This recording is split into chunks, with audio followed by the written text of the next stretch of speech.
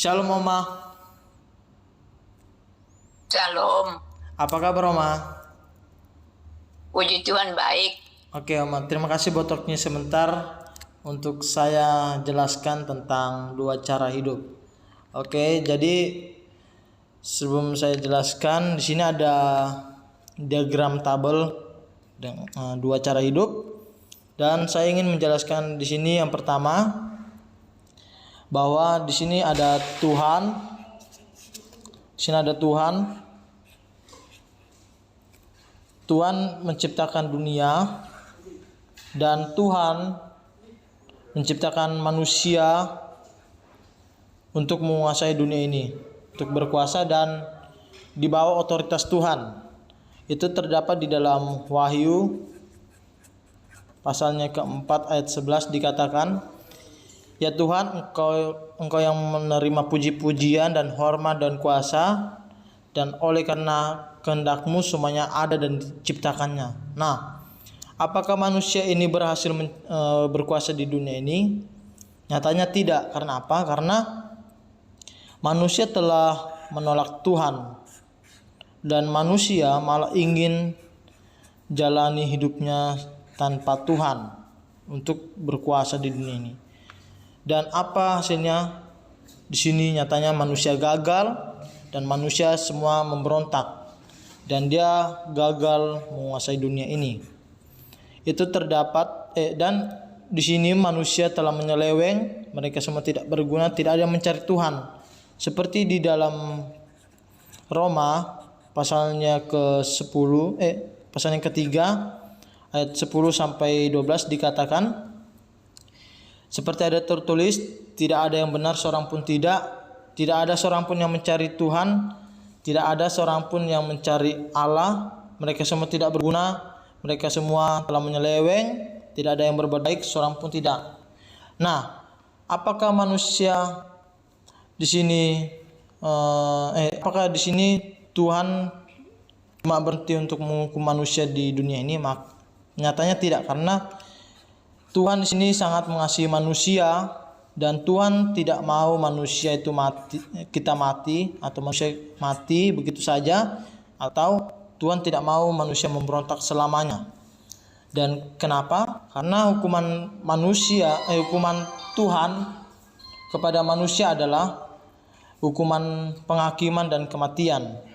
Itu terdapat di dalam Ibrani pasalnya ke-9 ayat 27 dikatakan, dan sama seperti manusia telah mati satu kali dan sesudah itu dihakimi.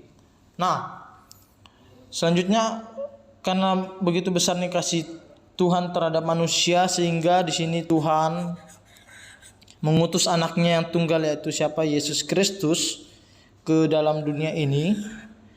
Dan Yesus selalu di bawah perintah Tuhan, Yesus selalu di bawah otoritas Tuhan, dan Yesus menggantikan kita di atas kayu salib. Dan Yesus di sini untuk menebus segala dosa kita, dan Dia mengambil semua hukuman kita dan membawa pengampunan. Itu terdapat di dalam 1 Petrus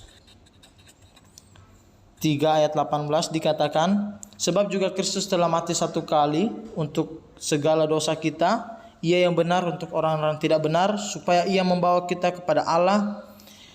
Ia yang telah dibunuh dalam keadaannya sebagai manusia, yang dibangkitkan menurut roh. Nah, apakah Tuhan Yesus ini hanya cuman mati di sini? Nyatanya tidak, karena di sini Tuhan telah membangkitkan Yesus dari antara orang mati di dunia ini. Dan Yesus dibangkitkan untuk mengambil otoritas kembali yang dulunya dikasih kepada manusia, tetapi manusia telah gagal, dan maka Tuhan memberikan otoritas itu sepenuhnya kepada Yesus. Dan di sini Yesus menguasai dunia. Yesus yang sebagai penguasa dunia, dan Yesus telah mengalahkan maut. Dan sekarang Yesus telah memberi hidup yang baru kepada manusia.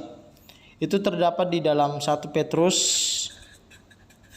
pasalnya ke-1 ayat 3 dikatakan, terpujilah Allah dan Bapa Tuhan kita Yesus Kristus, yang karena rahmat yang besar telah melahirkan kita kembali dari antara orang mati dan kepada suatu hidup yang penuh pengharapan.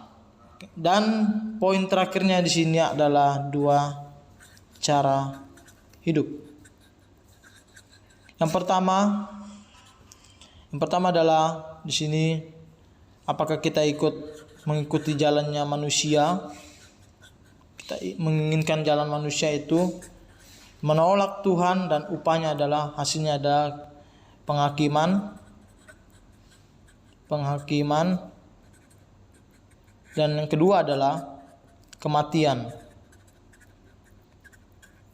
Yang kedua, saat kita memilih jalan Yesus, dan kita menerima Yesus sebagai Tuhan, maka kita akan memperoleh hidup baru dan memiliki hidup kekal. Itu terdapat di dalam Yohanes pasalnya ketiga ayat 36 dikatakan, barang siapa yang percaya kepada anak, ia beroleh hidup yang kekal, tetapi barang siapa tidak taat kepada anak, ia tidak akan melihat hidup, melainkan murka Allah tetap ada di atasnya. Nah, jadi Oma milih yang mana? Ikut jalan manusia yang pertama ini atau yang kedua, ikut jalan Yesus? Ya, Yesus sudah jelas bahwa manusia itu hidup oleh Yesus, mempunyai kehidupan yang kekal, sudah jelas. Oke, jadi Oma milih yang kedua ini ya. Nah, waktu kita memilih yang kedua ini ada 3 cara. Yang pertama, kita pasti berdoa kepada Tuhan, meminta pengampunan, meminta pengampunan dari Tuhan, bahwa sebenarnya kita dulu itu tidak layak di hadapannya karena kita adalah orang berdosa. Jadi hari ini saya ingin mengajak Oma untuk berdoa, saya yang pimpin. Mari kita berdoa. Bapa, terima kasih buat hari ini Tuhan, kami datang kepadamu meminta pengampunan darimu. Kami adalah orang tidak layak di hadapanmu, kami adalah orang berdosa, tetapi karena Engkau telah mengutus anaknya tunggal ke dalam dunia ini, itu Yesus, Engkau telah memberikan Yesus kepada kami, dan kami menerima Yesus dan kami mengaku Yesus sebagai Tuhan dan Juru Selamat kami, dan kami percaya dalam hati, dan hari ini kami akan menerima hidup yang baru darimu dan hidup yang kekal. Terima kasih Bapa, di dalam nama Yesus, amin. Jadi yang kedua, waktu kita mengikuti Yesus, pasti kita taat pada perintah Tuhan. Dan yang ketiga, kita percaya sama janji Tuhan, yaitu kita akan diberikan hidup yang baru dan hidup kekal, dan terlebih keselamatan ada dalam diri kita dan dalam diri Yesus. Mungkin itu saja yang saya bisa jelaskan Oma tentang 2 cara hidup di hari ini. Maka mungkin dari penjelasan ini sangat memberkati Oma dan orang-orang di sekitar Oma, dan bisa memberitakan kabar baik ini ke orang-orang yang belum percaya pada Yesus. Dan mungkin itu saja dari saya Oma. Mungkin ada pertanyaan dari Oma? Sudah paham dan sudah jelas penjelasan.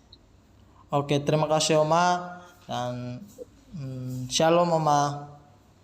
Shalom. Oke. Bye bye Oma. Baik.